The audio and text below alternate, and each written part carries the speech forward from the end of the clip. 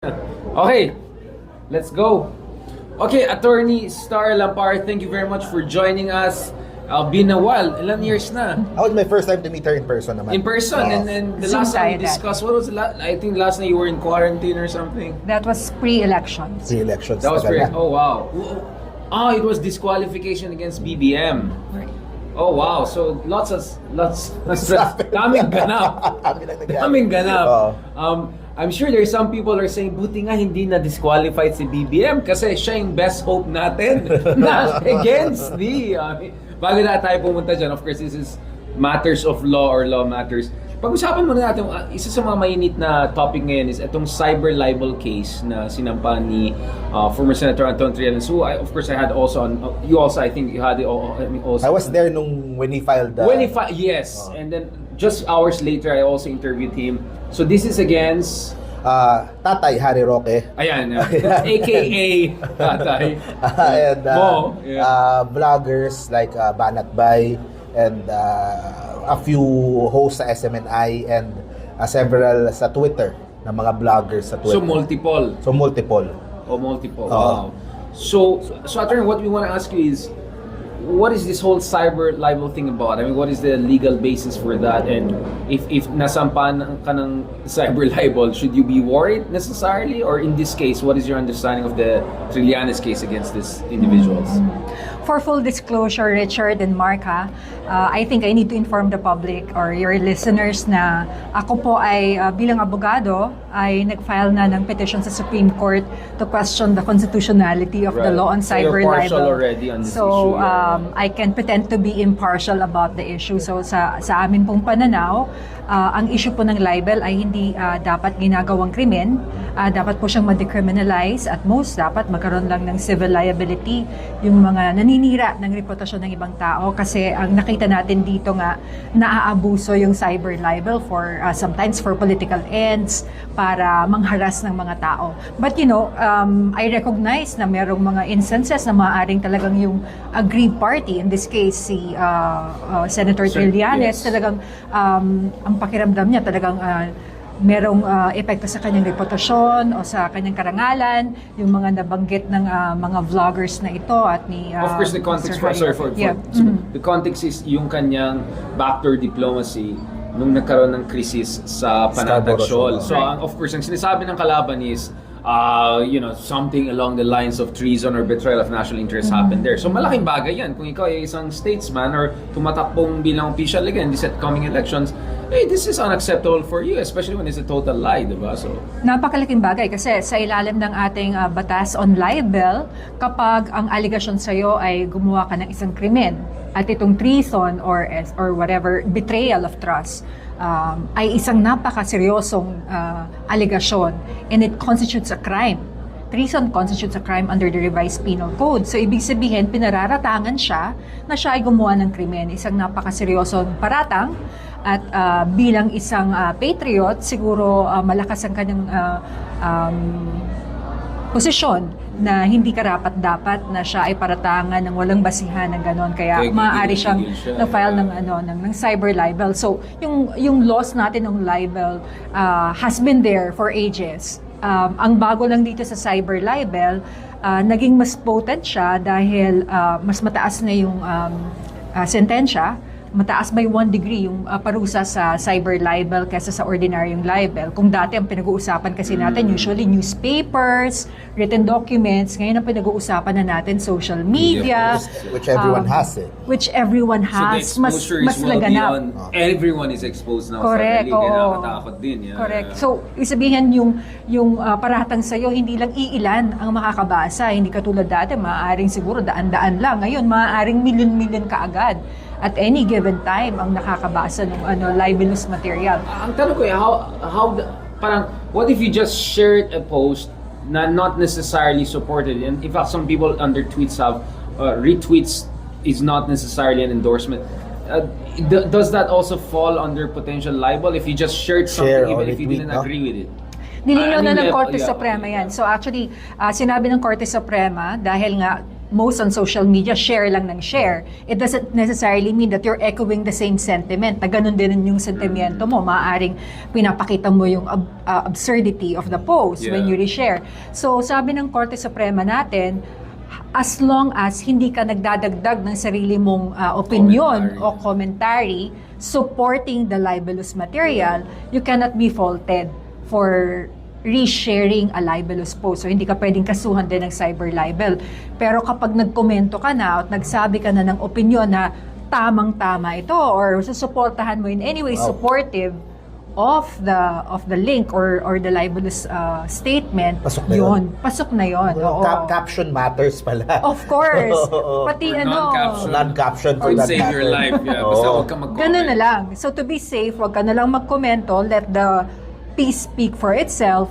Bahala na yung mga taong mag-interpret kung sinusuportahan mo It's ba like yun you're o just hindi. sitting in a discussion, not necessarily endorsing any side. Yun ang sharing. You're just, partaking in the conversation, not necessarily agreeing with a potentially libelous claim. Of course, medyo lumaki na itong cyber libel issue kasi pati yung mga showbiz personalities also got involved. I think Nanay Christie.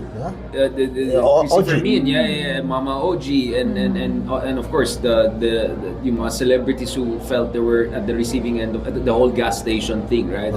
I think people forget about. Ang dami nangyari since then. My God, I mean, Pedea leak. I mean, Maricel Soriano come.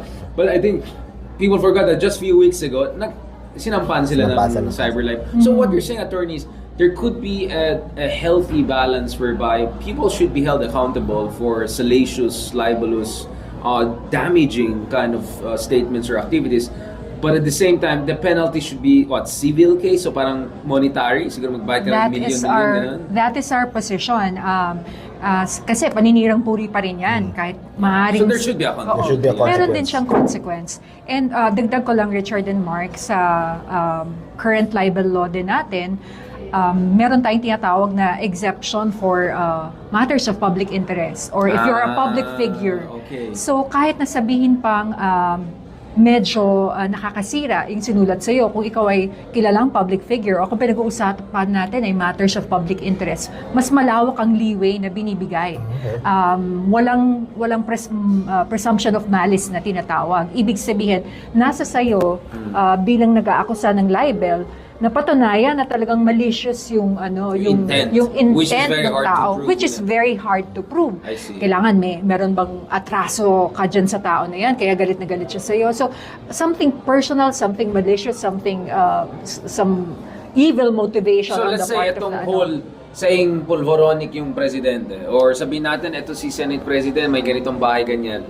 Is that legitimate or that's libelous? I mean, can BBM as the President of the Republic or a Senate President or a Congressman, whatever, file a cyber libel case against certain influencers? What is the jurisprudence here? In my opinion, kasi maraming jurisprudence na nagsasabi nga na matters of public interest, especially involving high-ranking public officials, sinasabi nga nila, ang public officials hindi dapat onion skin, hindi dapat balat sibuyas. So, actually, kapag nakikriticize yung mga public officials, it's fair game. Ibig sabihin yung kanilang actuations, yung kanilang behavior, yung kanilang mga ginagawa sa buhay nila, ay dapat malayang mapag-uusapan ng mga constituents nila dahil nga naman kung mayroong hindi ginagawang illegal o hindi maganda yung presidente, yung Pangulo ng Pilipinas, hindi natin sinasabing totoo yun, yan ay dapat pinag-uusapan and much leeway should be given to public discussion about those matters. Kasi kung magiging stricto tayo sa pag-implement ng libel laws, sabihin natin walang katotohanan, walang basihan, pero inaakusahan na pulvoronic, mangingini na yung mga tao na magkaroon ng diskusyon, na magbigay ng kanilang opinion. So yun naman yung tinatawag na chilling effect na kumbaga, madidefeat naman yung tinatawag nating freedom of expression, di ba? Especially on matters of public interest. What about the other side of it? I'm sure Mark also, like, yung ginagawa sa opposition ng panahon ni Digong, di ba? Grabe yung attacks. This looks like really troll farm operations among others, di ba? Na ina-attack na si Pangilinan, mga ganon, si Lenny, Dogista, ganito na, ganyan. I mean, that seemed like a interesting, that was, some would say, part of political repression and complete destruction of the opposition as a force. So, of course, our criticism was hindi sila lumaban. Right. And that actually allowed the government and its supporters to actually consolidate their position. Di ba? Been doing it for years. Yeah, so is there like a red line here? Is there, I mean, I understand as a public figure, medyo fair game ka, but at the same time, there should be a fairness to the fair game. You know what I'm saying? At some point, medyo iba na to, di ba? How do you understand that? Well, maraming ang remedies. Maraming remedies naman ang isang aggrieve of scurrilous remark or paninira. So, yung mga ginawa sa opposition at the time, during the past administration, na talagang aping-api sila in terms of mga atake ng mga trolls at mga tao ng previous administration, maaari sila siguro mag-file ng kung halimbawa public officials ang gumagawa nun, pwede silang mag-file ng violation ng anti-graft. Kasi any act that causes undue injury to a person, even a public official, is an act of corruption. So there are so many remedies. Katulad na sinabi ko, pwede rin sila mag-file ng civil case. Or katulad ng sinasabi ninyong dalawa, dapat sila nag-counter-attack din. Dapat mariin nilang ipinagtanggol yung sarili nila sa social media bilang public personalities. Meron naman silang plataforma, bakit hindi nila ginamit?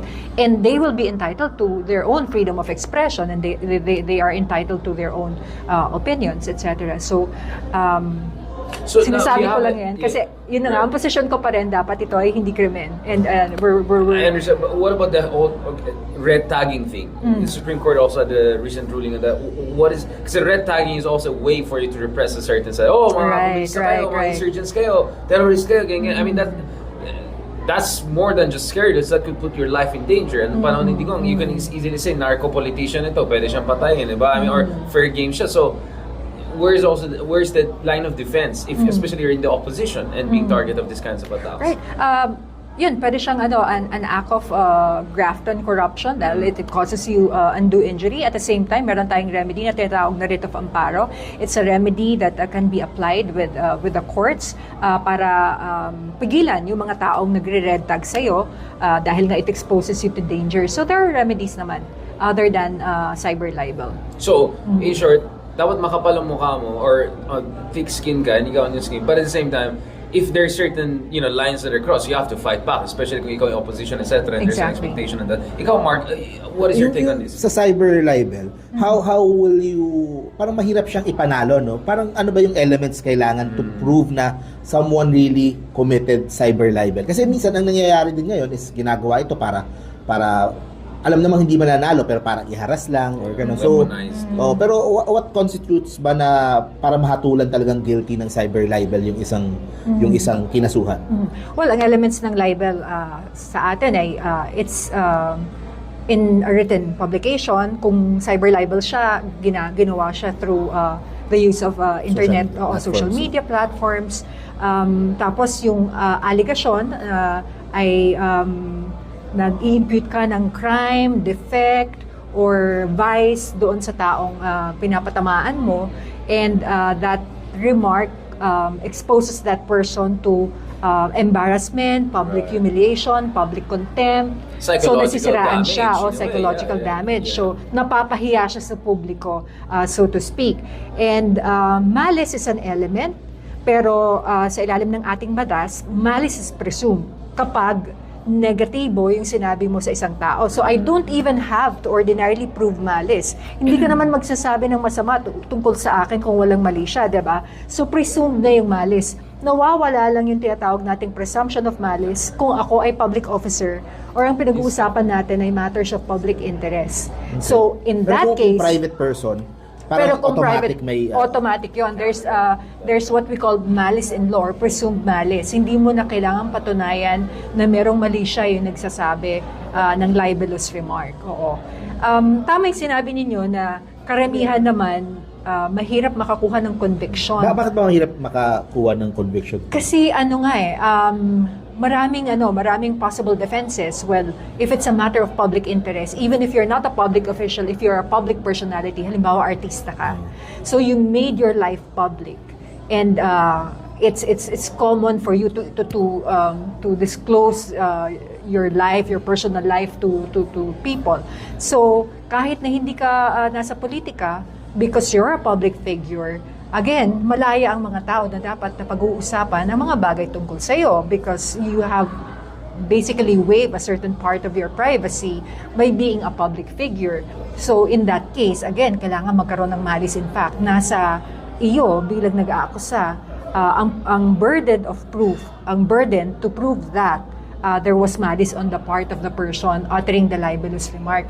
Pero karamihan kasi, Mark and Richard, eto, sikreto na to ng mga abogado ha. Karamihan kasi, alam ng mga abogado, trade secret, karamihan alam ng mga abogado na maaaring hindi manalo to, maaaring hindi naman tayo makakuha ng conviction dito, pero magsampa pa rin tayo. Alam mo yung kung bakit? Kasi kapag nakapagsampa ka na ng libel against a person, halimbawa, a TV host or a radio announcer, pag nakapagsampa ka na ng libel, yung taong yon hindi na siya makakapagsalita ng negative against you. Halimbawa, inaaraw-araw ka. Wow, minamazal mo siya. Walang express na pagbabawal, pero sa ilalim ng ating law and jurisprudence, kapag ang isang tao ay nakasuhan mo na ng libel at patuloy pa rin siyang umaatake sa'yo, halimbawa, binabakbak ka pa rin niya tuwing umaga sa radyo, it's already indicative of malice. So nakakatulong siya to prove malice. But what if the journalists say, I am being silenced? Not not on the offensive, but in the defensive sense, saying, ginagamit itong tinatag ako, minamazal ako. Is that that's the right of the journalist. And insist na if being you muzzled, are, if the journalist's conscience is clear and he believes that he's really just discussing a matter of public interest. Risk ngayon. Paglaban, risk niya yun, oo. Pero on the part naman of the complaining party, indicative na yun ng malice kapag patuloy mo pa akong binabakbak kasi kinasuhan na nga kita ng libel. Right. So that could have that effect. Now, attorney, let's also talk about another big issue nowadays, which is the divorce law. I think this is the farthest the bill has come. I mean, by Philippine standards. Obviously, for anyone who has bothered to follow the world, I think Philippines and Vatican lang na Catholic majority country. So it's not really about the world versus Catholic. Even among Catholic countries, tayo lang yata wala pang divorce aside from Vatican, right? So what is your understanding of, first of all, this law throughout? This is not the first time, right? There have been many efforts on this front.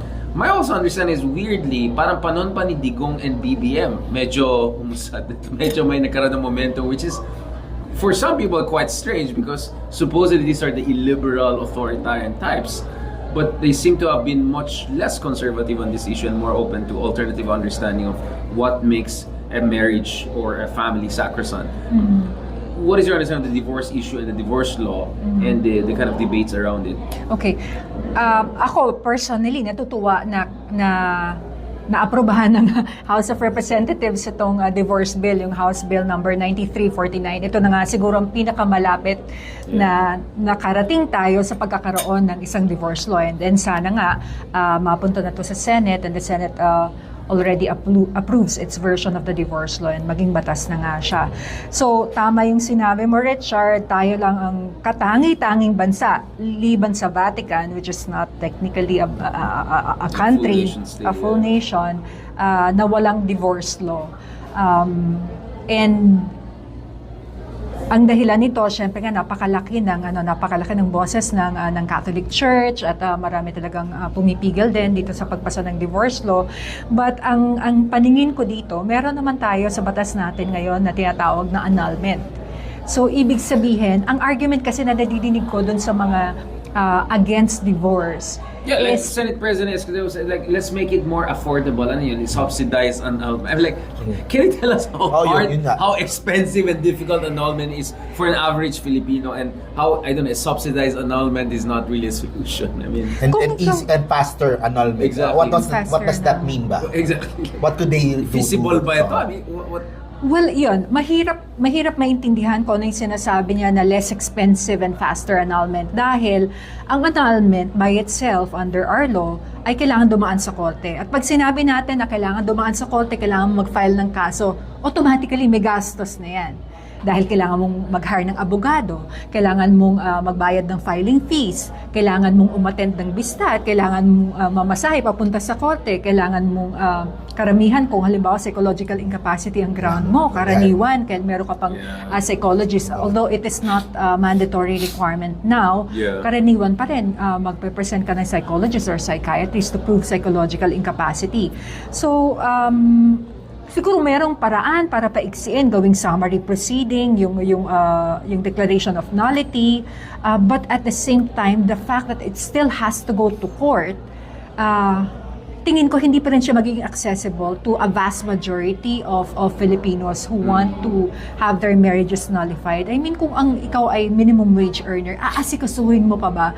Pagkakagastusan mo pa ba? Napupunta ka pa sa korte para lang maayos ang bagay na yan? Ngayon ba, attorney, on average, how long does And how expensive? I mean, do we have some estimates about the reality of this? Siguro, Kasi puro mayayaman lang nakikita ko nag-ano, yung mga celebrities. yung parents ko got annulled. And well, they're doctors. I mean, they're businessman doctors. I mean, they're not let's be honest, they're not masa. They're not ordinary folks. Yeah. Ngayon ba, on average? on average, siguro mura na yung 300,000. Oh, Kasi wow. pambayad That's pa ng expensive. abogado, pambayad pa ng tutusok pa sa And expenses ilan ng years? mga witnesses. Ilan years pa to? It can take years. Bihira yung kaso ng annulment na alam ko na natatapos within 1 year. Kasi ang kalendaryo ng korte, ang kalaban mo niyan, 3 months. 3 months at least yung palugit ng bawat hearing. At mahaba yung proseso ng annulment. So, on the average, maaaring aabot ng 2 or 3 years yan. At hindi ka pa siguradong matatapos sa 2 or 3 years. Paano kung mag-apela yung kalaban, yung kabila, or yung OSG, pwede rin mag-apela. Pwede pang makarating hanggang Korte Suprema yan. So, napaka-discouraging. Pwede mo palang iangat yan. Kung lalaban yung kabila. Pwede, kung lalaban ako yung kabila, kung minsan hindi lumalaban ng kabila, nag-aapela, Office of the Solicitor General. Ay, pwede silang Nangyayari yun. Nangyayari. Kasi nga, may interest daw ang Estado sa pag-preserve ng marriage. Family, institution, Oo, so pag mga nakita ng OSG na medyo kaduda-duda to, mukhang wala namang Pwede ground silang intervene, for declaration of nullity, maaaring mag-apela ang Office of the Solicitor General. But that doesn't happen very often naman. So yun, hindi ko maintindihan kung paano mapapamura at mapapabilis to such an extent na magiging accessible na siya to a vast yung sinabi majority niyo, of Filipinos. attorney, na yung sa remedy, na ganong ilang taon nang pwedeng ibawas nun? What's the fastest way na? Kung pagbabasihan natin yung halimbawa summary procedure, yun na yung pinakamaiksing Maiksi. proseso sa korte natin. Aabutin niya ng siguro up to a year. Still not fast. Still not fast. Pero, kasi, syempre, mas ano pa rin kesa doon sa 3 years ngayon. Oo, 2 years ngayon. That's right. So, okay, so the argument against divorce law, of course, the divorce law doesn't mean we want people to have divorce. You're just arguing for the option. But the argument against divorce law is it goes against our Catholic faith. It undermines the institution of family. The argument for the divorce law is that no, we're not for divorce, but you want to give women the option. And one of the things in divorce is may alimony. There's a kind of a post, breakup kind of procedures to make sure. I mean, some would say this is fundamental about protection and upholding women's rights, while the other side says no, this is about the institution of the family and not encouraging frivolous treatment of this sacrosanct institution. I mean, how does that speak to you as a woman, as a lawyer woman, as someone who probably also followed this case in other Catholic majority countries or countries that have divorce laws? Does it mean if you have divorce law, tataas yung damages to families? And sorry, I'm throwing all divorce this. rate will, annulment and divorce rates will go up. I mean, obviously, divorce rate will go up if there's a law, right? Yeah. But my point is that we also have a lot of data about ang daming single parents. So, di ba, if you're against divorce law, your argument is that it destroys the family. But if you have pre-existing data that says families are already ay medyo in the air dahil single parent na lang, blah, blah, blah, then the onus on them is to prove that tataas itong preponderance ng mga single parent and other kinds of families under pressure. Yeah. We say tataas yung divorce kung may divorce law. But that's not the point. The point is, if it's preservation of the family, does it make it worse in terms of the single parent phenomenon, etc.? Yeah. I think kasi yung paghihiwalay ng mga mag-asawa, it is a matter of fact na nangyayari kahit kaya may divorce law ka, okay, wala. Kaya may annulment law ka, or wala. So, I think the law should merely afford a remedy to these people na naghiwalay na at hindi na kayang manatiling married to each other. So, They want to move on. They want to move on. Life, yeah. And ang nakikita ko nga, kasi itong current annulment law natin, yung declaration of nullity, it's actually a pseudo-divorce. Yun nga. Oo, it's actually a pseudo-divorce dahil Crazy. especially yung tinatawag nating ground na psychological incapacity. Ang nangyayari, naging pa siya nagiging farce. Paano ba sa Tagalog ang farce? Ano ba? Para siyang Parang the court is looking the other way na lang. Correct. Oo. Kahit hindi naman siya actual na. So parang gano'n yung nangyayari ngayon, di ba? Parang gano'n na rin yung nangyayari And ngayon. the thing is, yung Filipinos na against divorce, they're comfortable with that, with the system ngayon. And anyone would say, I'm not sure that's really preservation of the family, Exactly. healthy family dynamic. So, right? ibig sabihin, there's nothing healthy and okay with that. Yeah. if the current laws on declaration of nullity or annulment does not violate the constitutional provision on preservation of marriage and the sanctity of marriage, why will the divorce law be different? Basically, it's just a different You name process. Pangalan lang. Yun naman ang Oo. could I make Branding. madaming mababasyakin dito sa Sige lang. ni Richard. Hindi, ako, personally, I don't talk about this sa vlog ko. Like I said, this is not a fight na I will get myself in. I am not pro-divorce, I am not anti-divorce. Which means, if mapasa yung divorce sa Senate and sa Congress, then will follow. Walang problema sa akin. I'm not against. Pero yung ibang mga Pilipino, nakikita ko, yung term lang na divorce mismo That's what's trigger. that nagtitrigger Yeah. But if you make annulment as close to divorce as possible, baka that might be more acceptable. So branding. So branding it's a brand. That's your expertise. Hindi, in a way, I see what parang you're saying, there are Filipinos na who are Allergic dun sa divorce. allergic and they're in fact even proud na we are the only country na walang divorce. Only Catholic, yeah. We have annulment, which is parang a hard divorce na, pseudo-divorce. So, yun naman ang sa akin kapag nakikipag usap ako dun sa mga friends ko about this topic.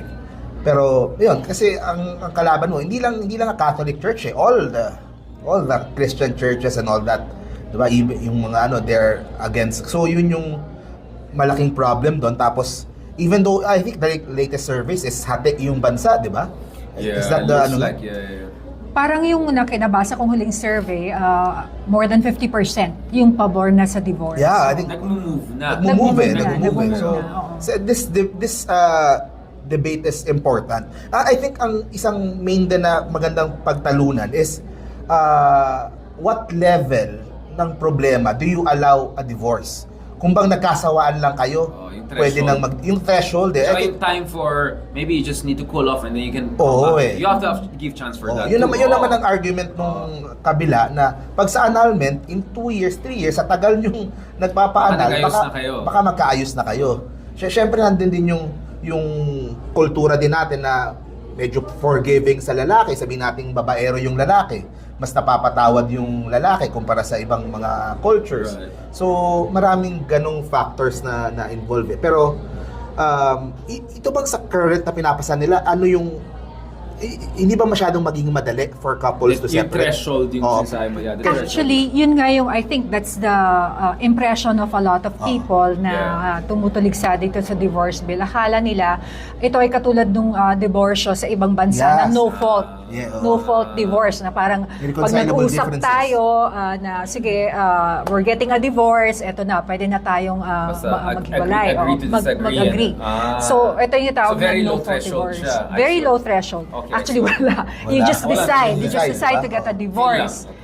So, ako din, nung una, akala, my impression was that. But if you read the bill as passed by the House of Representatives, actually, there are very strict and specific instances where divorce can be secured. Halimbawa, physical abuse, marital So it's infidelity. a conditional divorce in a way. Diba? Yun na nga yung sinasabi ko. semi-conditional. Actually, hindi ko masyadong makita ang diferensya niya Sa sa annulment. current nullity laws natin or annulment laws dahil meron pa rin yung mga sinasabi kong ground na yan.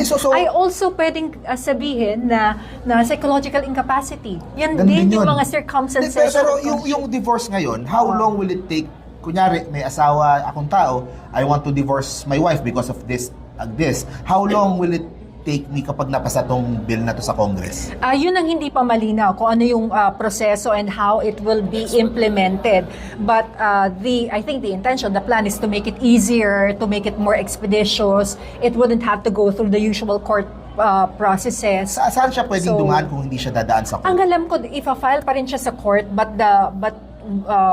expedited procedure. So hindi pa rin malinaw sa akin. So, Oo. posibleng Express, 1 year pa din, 2 years pa din Yan yung ang hindi divorce. natin masabi. So, Oo. the express annulment? Kasi the threshold is very similar to annulment. Oh. Hindi pa rin clear. Yun naman ang gumawa na lang tayo ng annulment court. Na pang... Meron tayong family court. Okay. Kaya lang hindi exclusive sa annulment. It handles all family-related cases and Sinabi niya, supposedly. Escudero, palakihan mo yung annulment court. Na Hindi, Oo. pero sa akin, Specialized. kahit nasabihin pa na yung ating pinapasang divorce law still is very strict at hindi pa rin siya no fault, sa akin, malaking hakbang na that at least we have a divorce law kahit na medyo imperfect pa yan. Eventually, it can be made better, but that barrier na from no taboo divorce almost, to my divorce, it's about time. I think it's a huge step para sa... But I think that's precisely where the other side is Yun worried, mismo. that this will be a slippery slope. Now what's next? Abortion, same-sex marriage. I understand. So that's where the politics is That's where tricky. that's You have to in also... the name din nga. Yeah. So I understand also where the others, I may not agree, but I understand their worry is hindi ito matatapos Kumbaga, dito. they're pare. open pa nga to making annulment easier. Pero wag lang yung term na divorce. Kasi baka once the taboo is broken, it's a slippery slope. In the next episode, we want to also discuss the Alice Go issue because there's a preventive suspension. We want to understand the co-warranto option also here we saw during the third administration. And lastly, also a little bit of update on the ICC issue. Thank you very much, Attorney Starr, for that Thank you. very comprehensive and passionate conversation. I think it's something that a lot of people feel very strongly about.